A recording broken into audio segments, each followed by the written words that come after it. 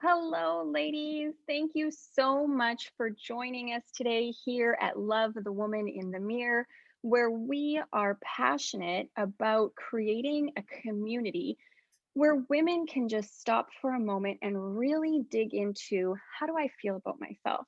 Do I prioritize and love myself the way that I deserve?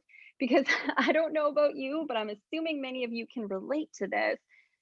So often we look into the mirror and we go, right? Not just because of what we physically see, but because we don't value and see our own worth when we look at ourselves. And I think it's such an important thing to do. So, here at Love the Woman in the Mirror, that is what we're doing, building a community where women can stop and do that, to take that time to really look at themselves and see their own outer beauty and inner beauty. For those of you who don't know me, my name is Meg Hepner. I am a life coach and a hypnotherapist down in South Surrey, British Columbia. And today I am so excited because I get to have a conversation with Catherine Ritter. Catherine is a financial advisor to businesses and business owners and professionals, and she helps them actually create lifetime financial health. And what an important thing, especially with what we've just gone through with our economic system and with COVID and with all that stuff. What an important work that you're doing in the world, Catherine. So thank you so much for joining me today. Oh, thank you, Megan. Thank you for having me. And I'm so excited to be a part of this Love the Woman in the Mirror project.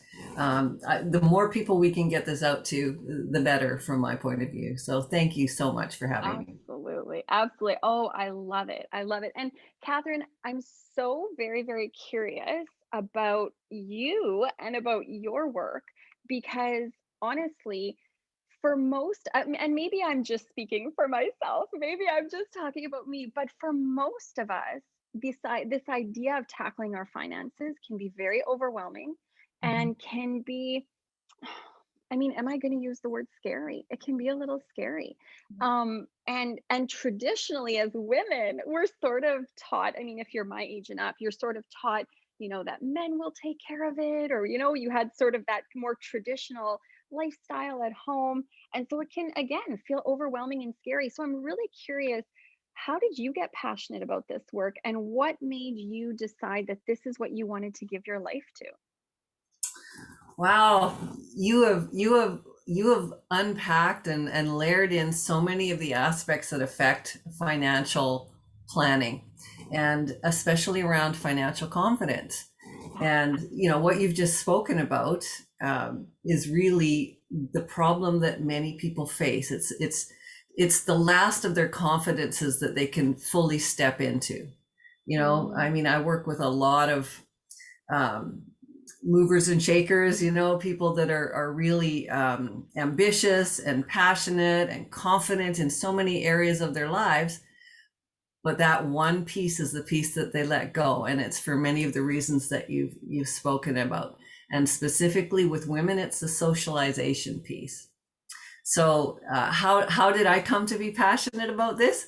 Um, Not the usual way. um, so believe it or not, my background is in English literature. That's the degree that I have.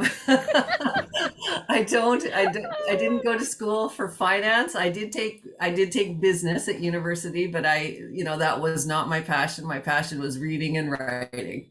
And the thing about an English degree is that it usually comes about from a love of stories. So I mm, love hearing stories and I love telling stories. And so I think that's what helped me when I eventually came to financial planning. It helped to differentiate me. And it really is something that I think has been lacking from our industry for years. So, oh, how long do I talk about this? So, well, it's an interesting story, so we want to hear about it. okay, good. Well, I'm the survivor of a family business. Mm, I expected that the family business would be something that I would do for the rest of my life. mhm, I expected, in fact, that I would be handing it down to my children. And as in many family businesses, there were dynamics that led to the son being in charge of the business. And Mhm. the expectation from my generation, or from my parents' generation, I guess more specifically, is that I would be home looking after the kids, and my husband should really Yeah. be the breadwinner. And so at one point, it ended up that I was no longer part of the family business. Wow. And that was quite a trauma to me. That took a Mhm. lot of I don't know, processing to get through. That was really, it was a bad time in my life Yeah. when that happened. And almost simultaneously, or not long thereafter, I went through a divorce. And so I Oh had dear. been the breadwinner, when I was with the family business, I had been the breadwinner in our home. We had two kids. We have two kids.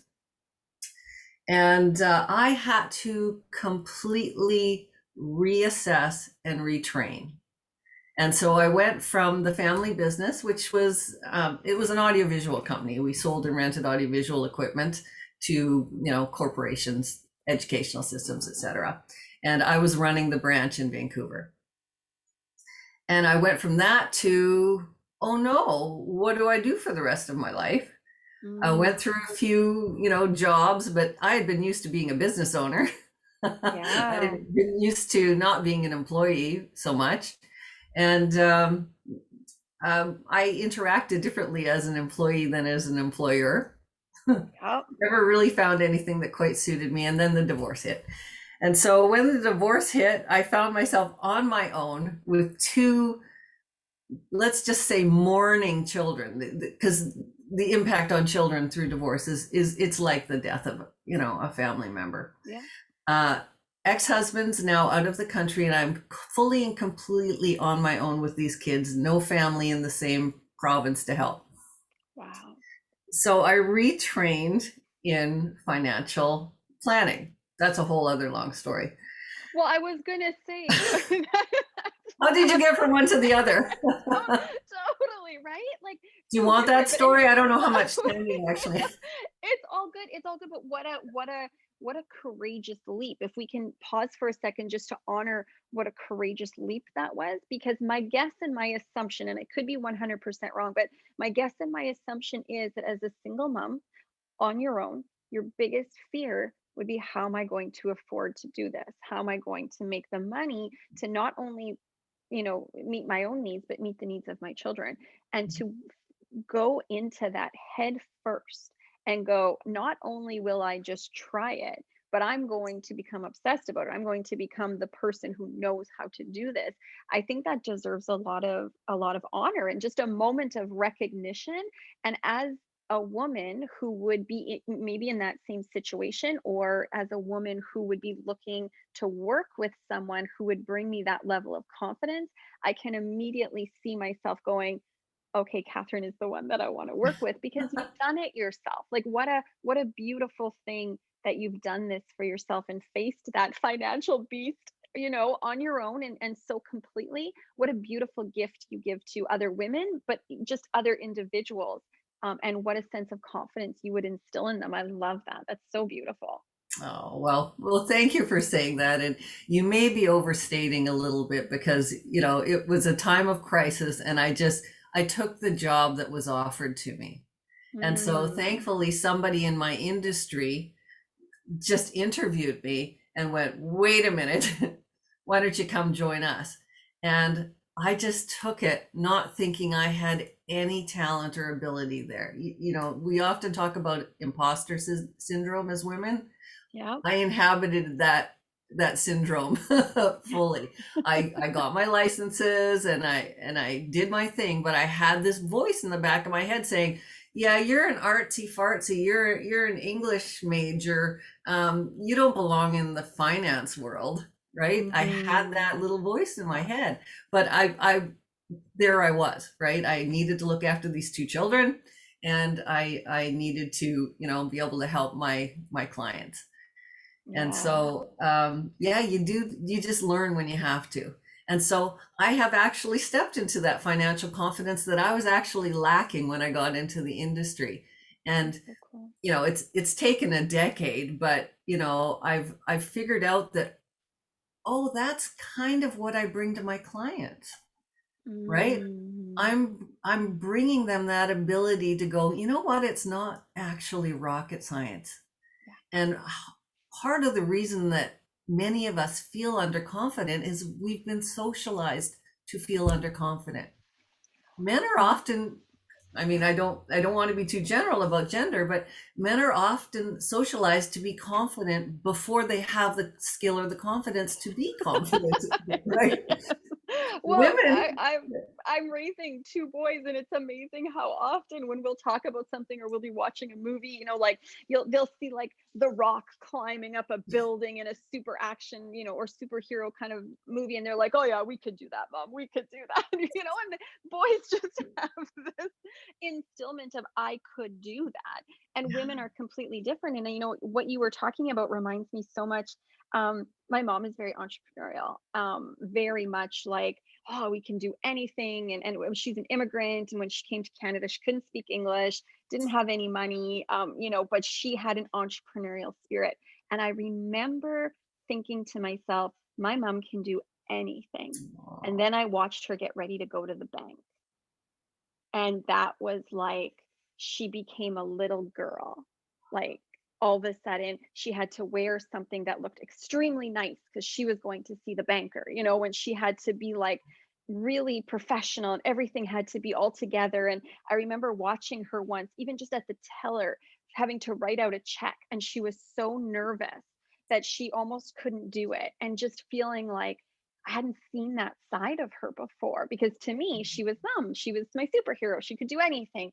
And then to see her all of a sudden dip like that because she was going to talk to men or women who really knew what they were doing and she didn't, was a really sad thing to see, because she had wow. such a strong spirit in every other sense. So it just reminded me of that when you were talking about that I've seen that lived out in my life, in my history. But anyway, I didn't mean to interrupt. Wow. Please keep going. No, that's a fascinating, if it's an interruption, it's a fascinating one. And then you think, well, no wonder it gets passed on, Yeah. right? Yeah. Because, you were watching Superwoman, but there was a little bit of kryptonite in the picture, right? Great way of saying it. Yeah. Great way of saying it. Yeah. So now Yeah. you might have taken a little bit of that on yourself. Oh, of course. I know that I did. I'm sure that I did. This idea that, oh, I am so sorry. That is my phone going off. I had Okay. everything else switched off. Okay. It's my brother phoning of all people. It was a good reminder. I just turned mine off. um, yeah, no, I'm sure that I did. I'm sure that I did take that on. So when you work with people, when people come into your office and they sit down with you for the first time, what are some of the steps that you take them through in the initial stages to help them kind of one understand where they're at and where they want to go? Yeah, good question. Thank you. Um, you know, really the first step is getting to know each other. Mm, Like what brings this person here and what is the story, right? And, going back to the English major, this is an important part of financial planning. Most people tend to think of financial planning as complicated formulas and spreadsheets and a lot of acronyms. And frankly, maybe the industry has perpetuated that a little bit because that's how traditionally people have been sold, right? mm-hmm. It's Yep. like we must impress these people with our knowledge and our spreadsheets and our, acronyms, and almost talking down to people Yeah, also made people maybe a little less confident than they could be, right? But absolutely. what is financial planning really about? It's about you and your money. What is the story that's happened so far? Where are you in your storyline? Where do you want to go?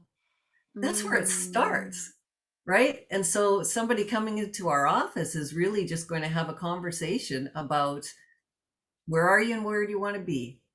What are your hopes? What are your fears? What's the most important commitment you need to keep, right? Like how do you want your money to serve you? Okay, now mm. how is it serving you? Now we start dicing it apart and figuring out what you have and where you want to go. Yeah. Oh, that's So, beautiful. That's beautiful. One, I love that.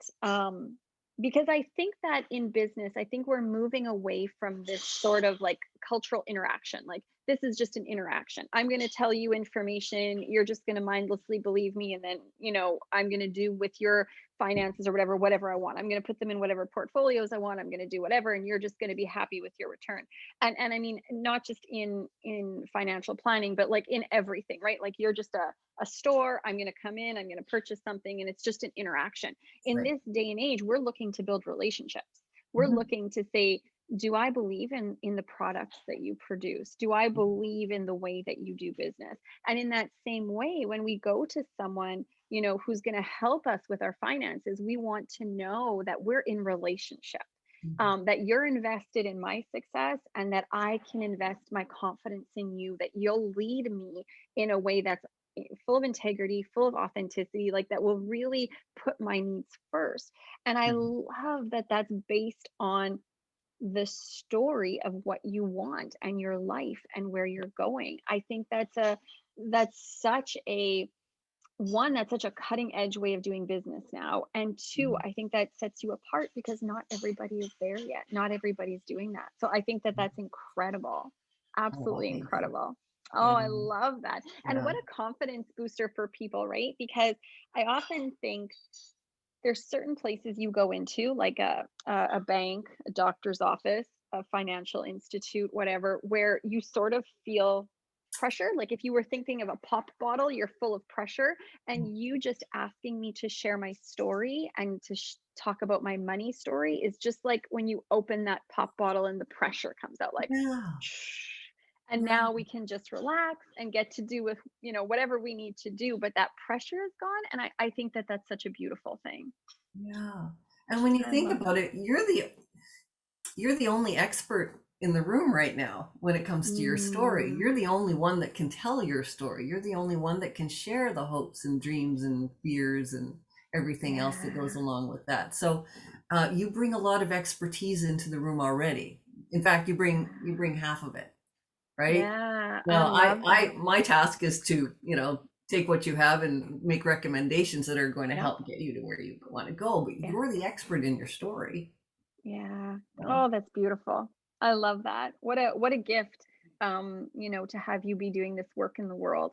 Because, if you were going to do this with someone, you want to do it with someone that's as full of compassion and understanding, and that creates such a comfortable, safe environment the way that you do. Like, what an amazing thing. oh, thank you. So, And it is a yeah. movement. It is a thing. It's Yeah. thankfully it's pervading into our industry more and more. I love that. That's beautiful. So, question for you. I would love to know what made Love the Woman in the Mirror attractive to you. Like, when you first heard about this movement, about this new community, what made you go, "Oh, that's something I want to be a part of. That's something, that I want to endorse or work with." Yeah. Okay. Well, yeah. It's such an amazing cause, and I guess I first heard about it from one of the members, uh, one of the members of the committee who's planning it, and she said we need someone to speak to women, like 45 or an hour long presentation for Mhm. this workshop that we're doing. And all she really alluded to at the time was that the funds being raised were going from to Mamas for Mamas, and she had been attracted, I guess, to my focus on women. I really do Mm. like working with women, and I'm gearing my practice more and more to doing so. And so she said, speak with Anastasia. And Anastasia is this wonderful visionary. For those who are listening who don't know about Love the Woman in the Mirror, um, Anastasia is this wonderful visionary who's come up with this whole concept. And so my first step in, thinking about this process was to speak with Anastasia. And Anastasia shared with me her own story, which Mm. was, she'd been raising two boys, and she got to a place where she realized she's not in any of the photographs.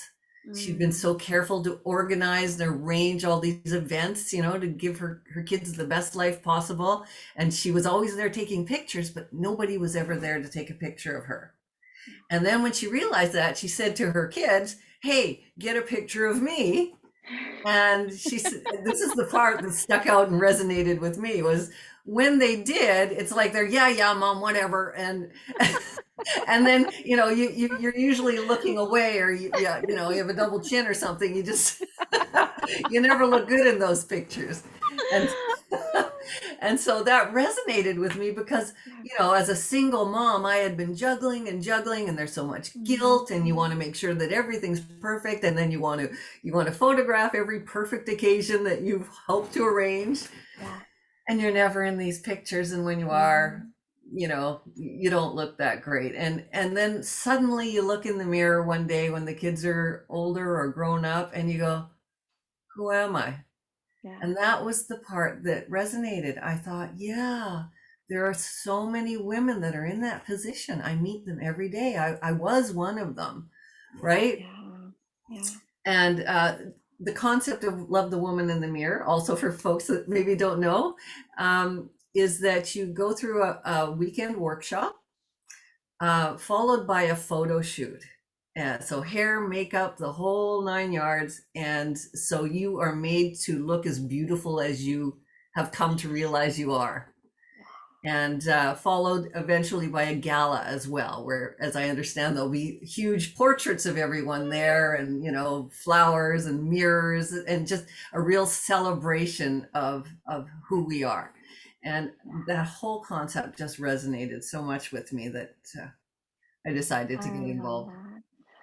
I love that, and I too, I am a mom of two. I can relate, and it's so interesting because I read this book by Glennon Doyle, and she said, "Why is it that the best compliment you can give a woman is that she's selfless? So lacks a self." Wow. Right? Like that's the compliment. Oh, you're so selfless. You're so selfless. You're so giving. You're so selfless. Meaning she pours out, she pours out, she pours out until she's nothing. She has no self. And Wow. that's the biggest compliment we give each other. And really, what happens if we went, I know myself. I like myself. I love myself. And that was the example that we gave to people. And like Marianne Williamson says, in expressing and loving ourselves, we give other people the freedom to express and love themselves instead of hustling so much to make sure everyone else is okay that we end up being depleted, right? And I mean, there's a balance between caring for yourself and caring for others. But I think as women, traditionally, we go too far one way, which is why there's this big movement to go, hey, remember to care about yourself. Remember that because we've gone so far the other way. So I love that. I think it's so beautiful. And I'm so grateful that you are a part of it because we often do, love yourself, take care of yourself, all these different things. But part of doing that is saying, do I understand my finances? Can I take care of myself financially if I need to? Can I be self reliant? Because so many of us are trapped in situations where if we had better finances we wouldn't stay trapped in that, whether that's where we live, whether that's who we're with, whether that's all kinds of different scenarios. And so loving yourself is also saying, I can face whatever my finances look like, and I can reach out for help, and I can understand the information in such a way that I could actually make a good financial future for Mhm. myself, for a lack of a better way of saying it. So I so appreciate that you're doing this for us. Tell us, with the workshops, I know you're doing about a 45-minute to an hour workshop there. What are some of the topics that you're going to be covering, or what are some of the things that we can look forward to hearing about? Well, it's still being developed. Oh, good. It's in But development stage. That's awesome because that means the creative juices are still flowing. yeah, that's right. But part of it will be obviously accessing your own money story.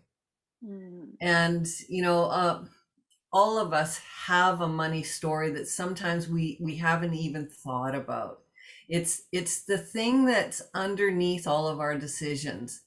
And, often it's behind some of the less rational things that we do, mhm. like as financial advisors, we're actually trained to advise the rich and the rational. And how often are you coming across rich and rational people, or either, right? Where is the unicorn that you're looking for? Exactly.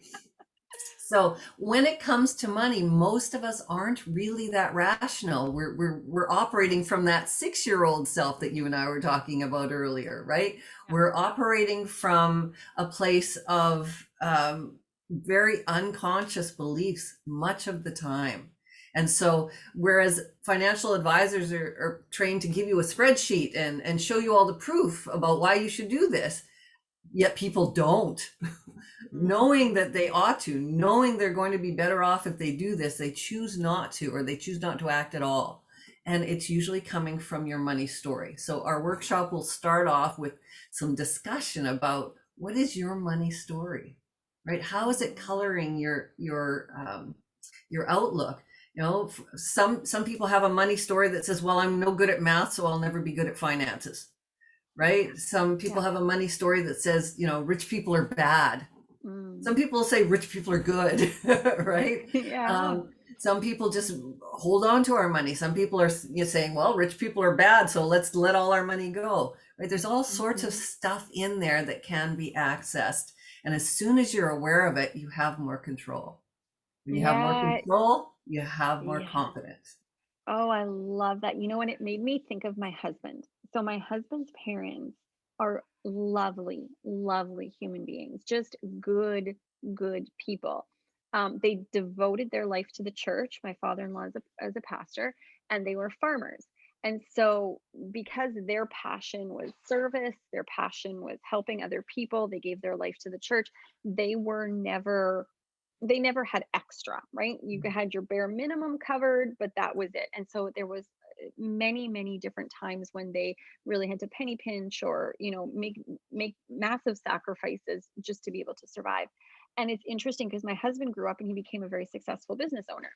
And one of the things he would say, no matter how successful our business was, if I would say, "Oh, we should do this, we should go on vacation," he goes, "I don't know if we have money for that. I don't know if we have money for that." Until finally one day I said, "I don't think we have any money apparently because we don't have any money for anything." And he went, "Oh, no, no, we do." It's just he had that so ingrained in Yeah. him that the answer was, "I don't have money for that," even when if you would look at our bank account, that wasn't the truth. But that story was so pervasive. So when you were talking about, that what is your money story, it immediately made me go like, oh, I so remember, laughing after we talked about it because we're like, yeah, we're not living what's real for us. We're living in the past. Mhm. And so that breakthrough for us was massive. So if people are coming to your workshop and are learning their own personal money story, it's going to be a breakthrough moment for them. It's going to be a moment where they go, oh, so much makes sense all of a sudden. And that's a great foundation for then moving forward into building something really healthy. Yeah, yeah, I Yeah, agree. I And love that. so, yeah, hopefully we can help some people with that. We'll Yeah. also spend a little bit of time, of course, just on the finance 101, what's a Mm, TFSA, what's an RESP, what's an RRSP, what are the different financial instruments that I would use to build my financial health. And then we'll talk a little bit about how to start a plan. And when I mm, say a plan, I don't mean a budget. I mean a plan. What is it that I want to use my money for? How will I get there? It's like a roadmap. And the planning part of it is something that we believe so firmly in. Because if you have a written financial plan, of course, it can change as your priorities change or as life events happen. You can make a change to the plan. But if you have a roadmap, you have a destination in mind, it helps you to filter out all the noise because there mm. is a lot of noise out there when it comes to money, and no wonder people are confused, right? Robo advisors and ads on the radio and fees and all these acronyms, and there's so much confusing information out there. If you don't have um, a solid definition in your mind, it's hard to filter out the noise. But as soon as you know where you're going and what you want to do, it makes it so much easier to focus in on the conversations that are relevant and that are worth hearing. right? Rather than being further confused and further likely to put off the actual planning. And women in particular put it off. If I could say one more thing about women, and Yeah, I'm going to for have to work sure. this into my workshop too. It's very important that women understand the importance of planning, because typically, sadly, we're still making 82 cents on the dollar compared to our male counterparts. We take time out of the workforce to help our families, either to raise the kids and or to help the elderly in our lives. So we often miss out on promotions. You know, our trajectory tends to go like this, and we fall behind our male counterparts when it comes to the raises and the promotions as well. Then we don't invest. So, like I was Mm, saying earlier, men have confidence. Men will invest when they don't know what they're investing in, typically, mm, because they understand that, I need to get into the market. And yeah, they don't wait and study necessarily and have to get an A on the test before they'll sign the paperwork. Women will go away typically and go, oh, I need to learn more about that. And then their lives get in the way and they don't have time to learn more about that. And suddenly years can go by where their male counterpart might have been not as well invested as he could have been, but he's at yeah, least invested. yeah, And again, yeah. his trajectory is better. Now you've got less money, less and fewer investments. And guess what? You're living on average 7 years longer into retirement, Wow. right? So Wow. uh, poverty in women tends to be higher because we don't have some of those advantages, and unfortunately we're not investing. Mm. So some I simple investment tips will help, I think, to take care of this. Yeah, yeah, and even just I'm so, so excited about what you just shared and so excited just to share this with our community because this awareness makes you go, "I gotta act, I gotta act." Like, right? Like, it's Mhm. so important to know this because sometimes we know it, like, we hear, "Oh, yeah, we make less, our trajectory, whatever, whatever," and we don't let it impact us because it's overwhelming to have that impact us. But if you can have that moment of impact, if you can accept, "Holy crap, this is true. Mhm. I really need to do this." Mhm. I think that's just a message everyone needs to hear. So I'm so grateful that you said that. So grateful that our community is going to hear that. And so grateful that you're doing a workshop that not only are you making people aware of it, but you're also going to start them down that path. So thank you so much, Catherine. One, for doing this work in the world, for doing it with so much grace and in such a way that it's such a safe space for people to come and do it. And thank you so much for being part of Love the Woman in the Mirror and being willing to put this workshop on for those of us who are coming. I know I will be there with a notepad and a pen taking notes. So thank you so much. I really, really appreciate it. Oh, thank you. And thank you for your work as well, Meg. For sure, I will be at your workshop as Awesome. well. Awesome. Awesome. All right, ladies, thank you for joining us. The dates to the events and all the other information that you need will be in the description, whether that be on top or on bottom, wherever that is. So look for that, sign up, come to our event, come to really just take that time to prioritize yourself and take care of what you need because you are valuable. And we want every single woman to look in the mirror and to say, I love the woman I see in the mirror. So until next time, everyone, thank you so much. Have a wonderful day.